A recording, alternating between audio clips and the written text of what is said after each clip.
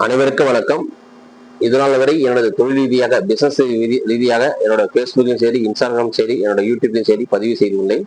முதல் முறையாக ஒரு பொதுவான விஷயத்தை பதிவு செய்ய விரும்புகிறேன். வேற ஒண்ணும் இல்லை, தமிழகத்தை உலுக்கிய கரூர் மாவட்டத்தில் நடந்த 40 உயிர்களின் சோகம்தான். பிளஸ் 120 130 பேர் ஹாஸ்பிட்டல் இருக்காங்க, சிகிச்சை பெற்று இருக்காங்க. ரொம்ப வேதனையான விஷயம். யாரை சொல்றது குற்றம் என்று பல கேள்விகள் எழுந்துள்ளது. பொதுவா தமிழகத்துல அங்கீகரிக்கப்பட்ட கட்சிகள் நிறைய இருக்கு, தலைவர்கள் நிறைய உள்ளார்கள், திறமையான தலைவர்கள் நிறைய உள்ளார்கள், வழி நடத்தி கொண்டிருக்கிறார்கள். அது எதிர்கட்சியா இருக்கட்டும், ஆளுங்கட்சியா இருக்கட்டும், பல்வேறு கட்சி தலைவர்கள் சிறந்த தமிழகத்தை வழிநடத்தி வருகிறார்கள். எந்த விஷயத்தில் எதிர்ப்பை தெரிவித்துள்ளார்கள். இனிமேல் புதிதாக கட்சி நம்மளுக்கு தேவையில்லை. ஏன்னா உயிரிழந்தவர்கள் பாத்தீங்கன்னா ஒரு 20 to 22 பேர் இளைஞர்கள், குழந்தைகள். அவர்கள் எதிர்காலம் கனவுகள் என்னவா இருக்கும் எல்லாம் அந்த ஒரு கூட்டத்தில் முடிஞ்சிருச்சு. அப்துல் ஐயா சொன்ன மாதிரி எதிர்கால வளர்ச்சி இளைஞர்கள் தான் இருக்கு. அது தவறான இதுல நம்ம எடுத்து சொல்லக்கூடாது.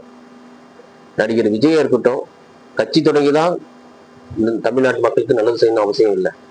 மாவட்ட ரீதியா இதை தொழில் தொடங்குங்க, இளைஞர்களுக்கு வேலை வாய்ப்பு கொடுங்க.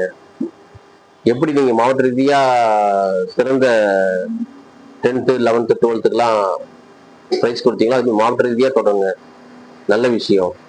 உங்களுக்கு தயவுசு பேச தெரியுதுங்களா? உங்களுக்கு என்ன பேசுறீங்க? ஆயிரக்கணக்கான பேர் உங்களை பார்க்க ஆசைப்பட்டு வராங்க. உங்க பேச்சு எப்படி இருக்கு? எத்தனை சாரி சொல்றீங்க ஒரு பேச்சுல? எதுக்கத்தாலும் சாரி சாரின்றீங்க. இதெல்லாம் ஒரு பேச்சா? இது ஒரு ஒரு தலைவரின் பேச்சு கேட்கறதுக்கு பல கிலோமீட்டர் தாண்டிலாம் வந்திருக்காங்க. அது எம்ஜிஆர் இருக்கட்டும், அம்மையார் ஜெயலலிதா இருக்கட்டும், முத்தமிழ் கலைஞரா இருக்கட்டும், ஸ்டாலினா இருக்கட்டும், வைகோ ஐயா இருக்கட்டும், சீமான் எடுத்துங்க, அன்புமணி ராமதாஸ் எடுத்துங்க, தொல் திருமாவளவன் எடுத்துங்க. அவங்களாம் சிறந்த பேச்சாளர் நிறைய பேர் இருக்காங்க, பேச்சாளர்கள். அவங்க பேச்சை கேட்கறதுக்கு ஆர்வமா இருக்கும். நீங்க என்ன பேசுறீங்க? ஆட்சி அமைச்சிட்டீங்கன்றீங்க, ஆட்சி அமைக்கின்றீங்க. இதெல்லாம் ஒரு பேச்சை கேட்கறது 1000 உங்களை பார்க்க வராங்க. இதெல்லாம் உங்களுக்கு தேவையா? இதெல்லாம் ஃபர்ஸ்ட் நீங்க உங்களுக்கு வயசு கிட்ட 50 ஆகுது. 18 வயசுல எத்தனை தடவை ஓட்டு போட்டுறீங்க சொல்லுங்க பார்ப்போம்.